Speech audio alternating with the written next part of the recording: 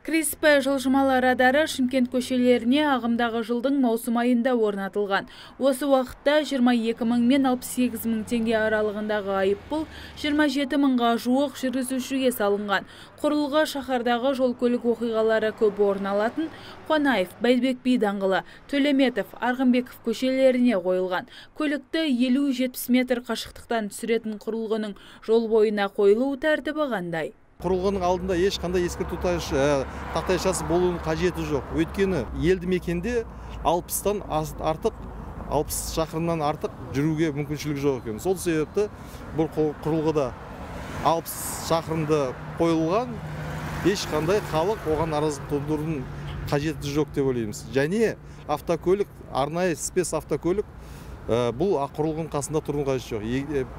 Құрылғы өзімен өзі түсіреді, өзі айыппұл құқық бұзушылықты тікелей айыппұл өндіру бөліміне жеткізеді. Облыс бойынша 6 жылжымалы фоторадар бар, оның 3-і Шымкент қаласында қойылса, қалғаны республикалық маңызы бар жолдардың жиегіне орнатылған. Мақсаты сыбайлас жемқорлықты азайту. Осы құрылғыға түскен мәліметтер толығымен ғаламтор арқылы базаға түскендігіне байланысты ешқандай да одан алып тастау мүмкіндігі жоқ. Кез келген мемлекеттік қызметкер болсын, басқа да азамат болсын, ондай мүмкіншілік жоқ.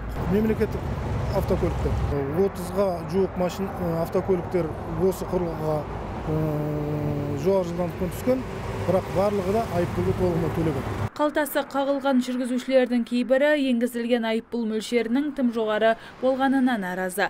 Десе де бұл тұрғыда тұрғындардың пікірі екіге бөлінді. Мен өзім бір рет түстім шыраққа. Бұл халықтың безопасности дейді, былай айтқанда. Қауіпсіздік іс-шара ғой бұл. Әр адам өзінің қауіпсіздігіне сақтану керек қой. Ең бірінші біреудің өміріне жауапты ғой, өзі водитель деген. Жылдамдық 71 мен түстім трехножкаға. И оның штрафы маған 21.640 теңге келді. Мен оны төледім. Менің өз небәрі айлығым 55 мың теңге айлық. Мен қарап тұрсаңыз, семьямның жартысынан көбін мен штраф төледім оны. Трехножканың қасында гаилер жоқ, знак көрсетілмеген, трехножканың знак көрсетілмеген, қастарында гаи жоқ. И бір бұрышқа тығып қояды. Оны ешқандай водительдер өздері байқамайды оны трехножканы. Негізі ол трехножканың алдында, мысалы, 60-40 деген знактар тұру керек. Қонаевтың бойында болсын, Арғынбековтың бойында болсын, онда ешқандай знак жоқ. Қаперге салайын, облыс бойынша 9 айда 35 мың әкімшілік құқық бұзушылық анықталды.